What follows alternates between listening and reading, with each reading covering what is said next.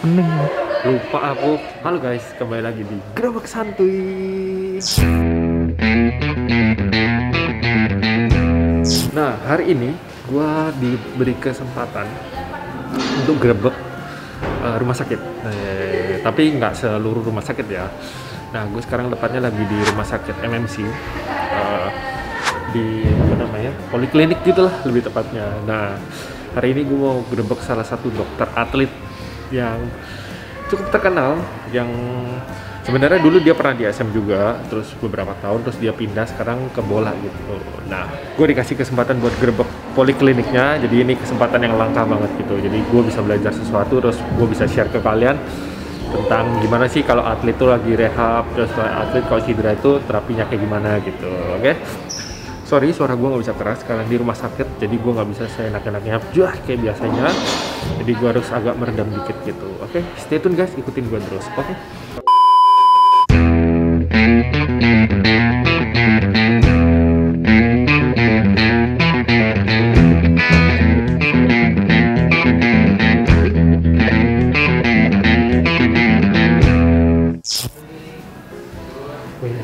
Nah, guys, gue udah dengar suara dokter Doni sih, jadi langsung aja kita gerebek.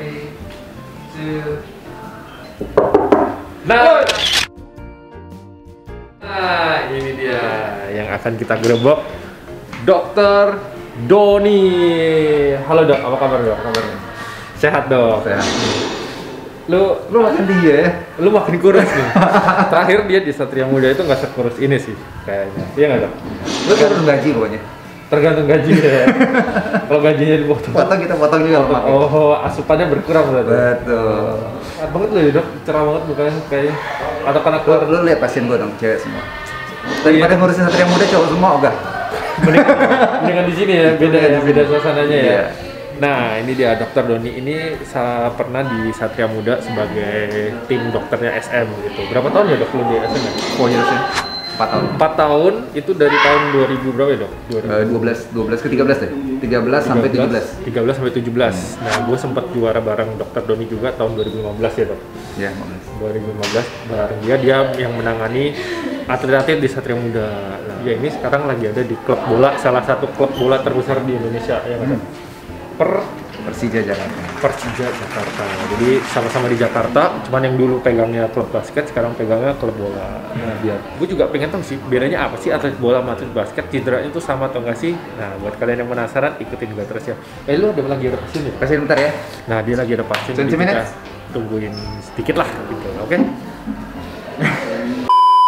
Pemain bola nih, pemain bola putri namanya Yolanda.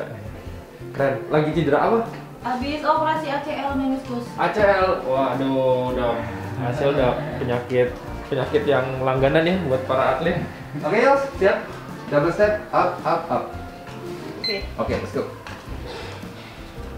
Sentuh tipis, dorong lurus. Yes, good. Sentuh tipis, dorong lurus. Good. Nggak berubah ya kerjaannya ya. Namanya dokter atlet ya pasti kerjanya ketemunya ya ACL, BCL, MCL. Nggak berubah kerjaannya. 35. Udah berapa lama cedera ya? Ini Yos di bidang kita baru seminggu ya? 2 minggu. 2 minggu. Oh, baru kenalnya 2 minggu. Baru operasi kemarin. Oh. Jadi ini tempatnya dokter Doni, dan buat kalian yang bertanya-tanya kenapa sih kok gerebeknya nggak di rumah aja, kan ini biasanya kalau gerebek santuy kan ke rumah gitu kan. Nah, tapi dokter Doni, khusus dokter Doni ini edisi spesial juga, kita langsung datengin ke kliniknya gitu. Jadi buat dia yang, lu dok, kenapa lu nggak mau digerebek di rumah dok nih? Coba tanya sendiri. Gue jarang di rumah men. Nah, dokter Doni ini Kalau nggak di asrama Persija, ya di mes Persija, di rumah sakit udah hidup gue di situ. Rata-rata rumah kayak hotel, pulang tidur. kasian banget istrinya dokter Doni ya. Maaf ya. Kasian banget istrinya dokter Doni sama anaknya. Si Bang Doninya jalan pulang. Bawaan itu. Sambil nunggu dokter Doni ngebenerin kakinya orang, jadi kita mau sedikit lihat kayak gimana sih keadaannya polikliniknya dokter Doni gitu. Dok, gue boleh keliling sedikit ya? Boleh. Episode kali ini memang agak spesial, jadi kayak susah cari waktu buat dokter Doni, tapi dia mau meluangkan waktunya itu udah udah apa membantu gue banget gitu. Cuman ya dia nggak bisa nemenin gue terus, jadi kita keliling-keliling sendiri aja sedikit gitu. Nah, ini tempatnya biasanya atlet-atlet tuh rehab. Di sini tuh sebenarnya bukan atlet bola, sepak bola sama basket aja, tapi ada atlet renang, atlet bulu tangkis, atlet apapun, catur juga kalau cedera kesini dia. Ini tangannya. Jadi ini buat semua atlet. Tempatnya bagus sih, bersih, terus sama enak gitu.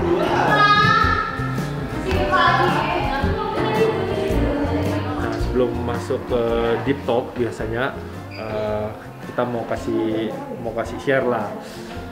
Kayak ini tuh alat apa sih gitu-gitu. Nah, ini kita Dokter Doni udah available sekarang. Jadi pasiennya tadi udah dititipin sama orang. Jadi sekarang dia mau nanganin gue dulu. Oke, Dok. Yang ini nih, ini buat apa, Dok? Ini body komposisi. Body dia lah ya pada dasarnya. Nah, kalau kita kan kalau zaman dulu nih, kita harus pikirin kan BMI gitu. Nah, sekarang kita nggak pakai kayak gitu lagi. Yang kita pikirin sekarang atlet itu ada fat percentage, ada muscle mass. Nah, kita mikirnya pakai itu. Nah, ini alatnya buat mengetahui body komposisi secara akurat. Oh, gitu. Jadi kita nggak pakai cuma berat badan, tinggi badan gitu nggak. Kita Jadi, lebih. Sekarang udah zamannya modern, alat-alat udah lebih ini ya, Dok, lebih akurat lagi lah ya. Yeah. Jadi ini salah satu yang paling penting buat melihat massa otot atlet sama fat ya, Dok? Fat. Nah, fatnya yang paling penting buat atlet. Kalau ini apa, Dok? Ini Sama. Oh, Rata-rata sama. Rata-rata sama. Jadi kalau menurut gua, di mata gua ini timbangan gitu. Tapi di mata dokter ini bukan sekedar timbangan gitu. Jadi di sini ada berapa dokter, Dok? Oke, ini kan konsepnya wellness clinic ya. Wellness clinic itu gabungan dari berbagai spesialis. Di sini ada akupuntur, ada gizi. Nah, itu gabung jadi satu, kita ngurusin tentang kebugaran dan segala. Oh, gitu. Jadi ada macam-macam spesialis gitu. Nah, di sini ini tempat apa, Dok?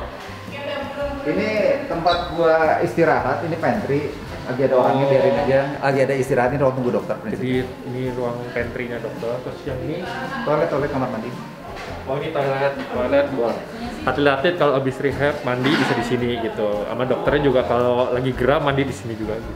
Kalian yang pengen tahu ruangannya Dokter Doni lebih milih di sini daripada di rumah, ya itulah Dokter Doni gitu.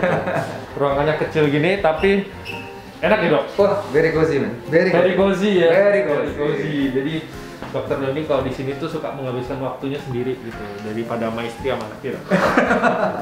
Jadi kayak udah kayak gini aja dah. Apa namanya, ruangan dokter ini sekarang waktunya kita ngobrol-ngobrol dikit lah ya, Dok. Silakan, boleh. Nah, Dok,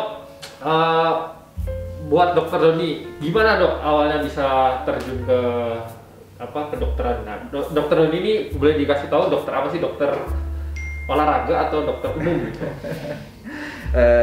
Kebetulan gue spesialis kedokteran olahraga. Spesialis kedokteran olahraga gitu. Jadi khusus menangani atlet lah ya. Betul, dengan kekhususannya lagi adalah training and competition care. Jadi udah dari spesialis ada subsnya lagi. Oh gitu. Betul. Tapi awalnya tetap harus lewat dokter umum gitu Iya ya? dong, harus dari dokter umum, and then graduate dari dokter umum, and then masuk sekolah lagi spesialis 4 years. Jadi gue beruntung banget punya kenalan Dokter Doni karena ya jarang gue bisa kenal sama dokter yang spesialis olahraga gini sih. Nah, dia itu salah satu yang terbaik di Indonesia juga. Amin. Iya. Nah, Dok, berarti lu kalau misalnya kayak penyakit pusing, pilek gitu udah merem mata aja ya, udah pasti tahu ini harus dikasih apa. Oh enggak loh, kayak gitu itu justru malah dokter umum lebih jago. Oh gitu. Ya, karena gini, jadi kalau dokter umum itu kan menangani hal-hal yang umum sifatnya general. Tapi ketika kita itu sudah masuk ke spesialis, kita mengerucut tuh, Man. Lupa yang umum-umum. Iya, sedapatnya gitu. Kalau gue bingung, nanti gue rujuk aja gitu. Oh gitu. Jadi gue lebih ngelihat kepada perawatan atlet, ya kan, seperti itu. Jadi kalau yang umum-umum itu justru malah lebih dokter umum lah lebih pakai. Kalau kita malah antibiotik aja gue udah lupa kok. Udah lupa gitu. Berarti sekelas dokter aja itu bisa lupa, guys. Apalagi kita gitu. Makanya buat kalian kalau udah sakit-sakit itu jangan sok ngide gitu. Mendingan cari tahu ya. Iya, betul.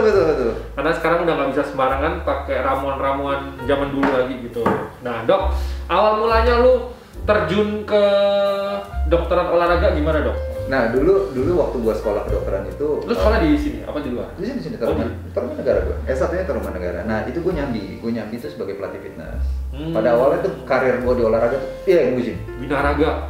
Jadi dokter Doni dulu. Habis itu and then gua ikut ke Pon Riau kalau nggak salah 2012. 2012. Nah, di situ gua baru lihat figur dokter olahraga tuh.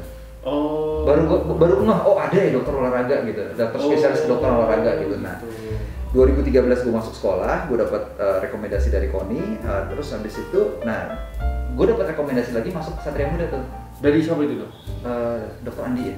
Dokter Andi. Dokter Andi itu juga dulu pernah dokter SM sebelumnya kan gitu. Dokter SM sebelum dokter Doni gitu. Nah jadi dapat rekomendasi dari beliau, terkecimpung di Satria Muda dan di situ tuh baru kita mikir, oh gila deh, ternyata sesuatu banyak yang gue nggak tahu gitu loh. Wah, itu challenge sih. Nah itu lu apa namanya dok? Belum itu sambil kuliah, lu pas di SM sambil kuliah. Kuliah spesialis SP1. Kuliah spesialis gitu. Jadi dokter itu sekolahnya setahu gue itu kan emang panjang banget ya. Gue sih nggak terlalu tahu sih, cuman yang gue tahu itu emang panjang banget gitu. Tapi lu waktu di SM itu juga sambil sekolah. Sambil sekolah. Nah beruntungnya tuh gue kayak gitu. Jadi ketika gue ambil spesialis, gue dapat pekerjaan di SM. Pekerjaan yang menopang si pendidikan gue kan. Nah jadi sekalian gue belajar, gue dapat prakteknya gitu. Dan itu pengalaman yang luar biasa dan gue rasa nggak semua orang bisa gitu. Dan mantap sih. Jadi dia bisa kuliah terus habis itu sambil prakteknya di atlet. Jadi kita ini jadi bahan prakteknya dokter Doni. Iya benar kan dok? Secara kasarnya begitu ya.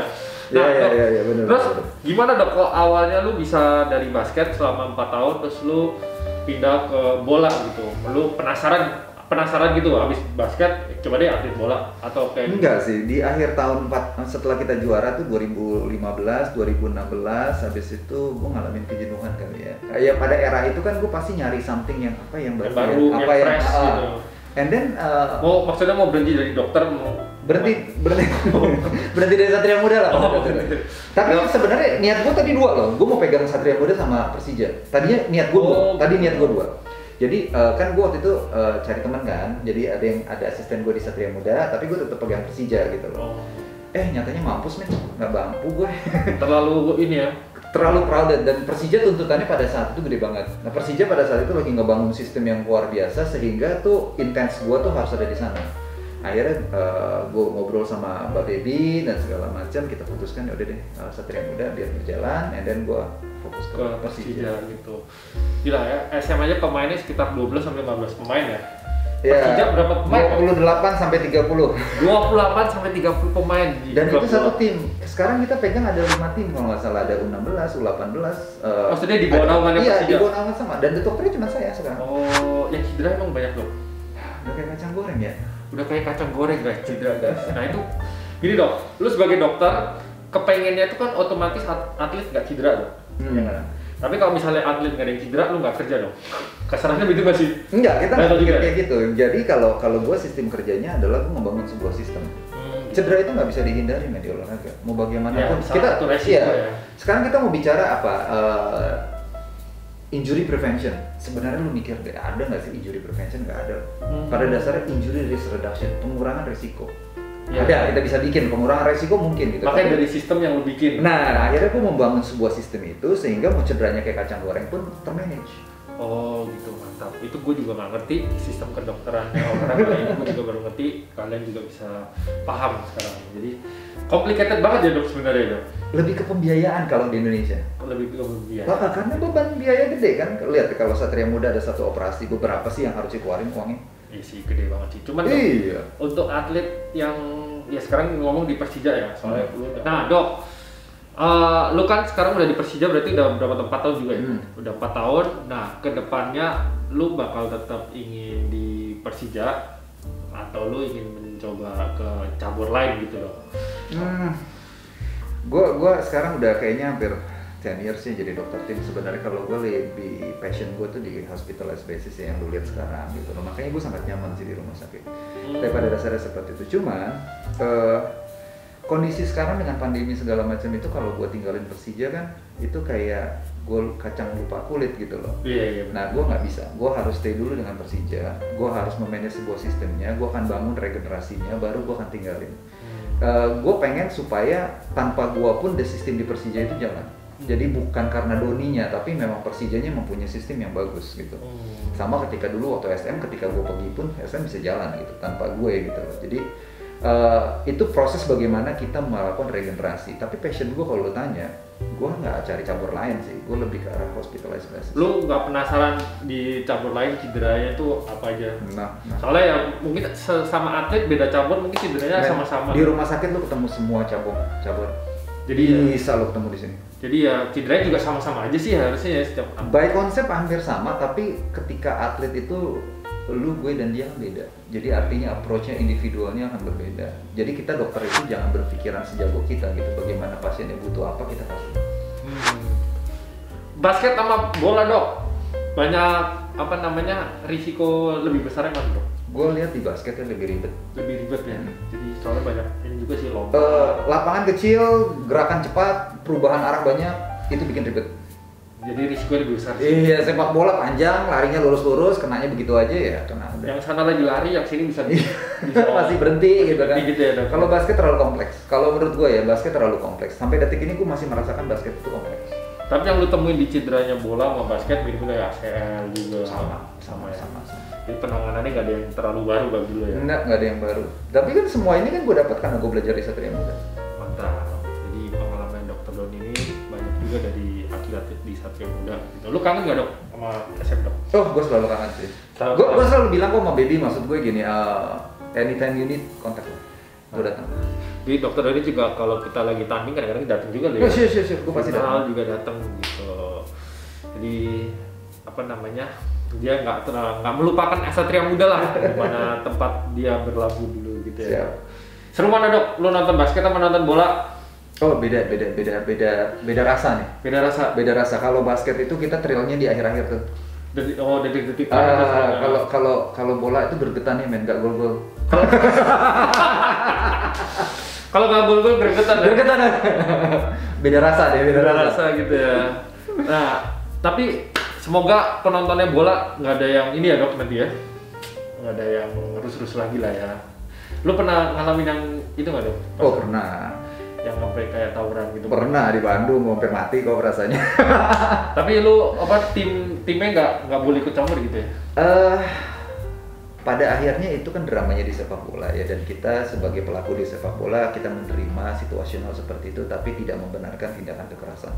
Deg-degan nggak lu dok waktu lagi? Takut langsung masuk locker room? Oh iya, tapi pengawalannya cukup bagus, jadi panitia pelaksana juga bagus. Jadi pertandingan-pertandingan yang memang tanda kutip berkemungkinan untuk rusuh ya dijagain benar. Dijagain ketat gitu. Bagus kok, sekarang orang sudah pada ngerti bagaimana ngejagain kita. Ya semoga nggak kejadian lagi ya dok. Semoga nggak ada kematian ya kalau kita. Nah itu yang resiko juga. Jadi semoga penonton ini ya di Indonesia biar lebih wise lagi ya. Jadi olahraga itu ya jaga sportivitas lah gitu. Kalaupun ada cekcok dikit ya udahlah antar pemain aja lah dok. Penonton jangan lah. Nggak usah ikut-ikut. Oke, buat Jakmania Sajete, salam 7 jempol ya. Ya. Sajete gitu, buat Jakmania, Sajete, good luck buat tim lu dok ya. Siap, terima kasih Pak. Persija. Ini lagi kejuaraan kan sekarang lagi jalan. Masih liga. Kita masuk seri 3. Peringkat berapa dok sekarang dok Persija? 8. Peringkat 8. Ya, semoga nanti bisa naik peringkatnya. Amin. Ya. Amin. Oke dok, thank you buat waktunya sekali lagi. Sukses terus. Sukses juga. Semoga karir lo semakin berkembang lah. Amin. Gitu, menjadi dokter yang paling handal, dokter olahraga paling handal di Indonesia. Amin. Ya. Buat kalian yang suka video ini, like video ini, jangan lupa subscribe. Terus buat kalian yang suka juga share video ini ke teman-teman kalian. Sampai jumpa di video selanjutnya. Cukup sampai sini episode Gerebek Santuy. See you.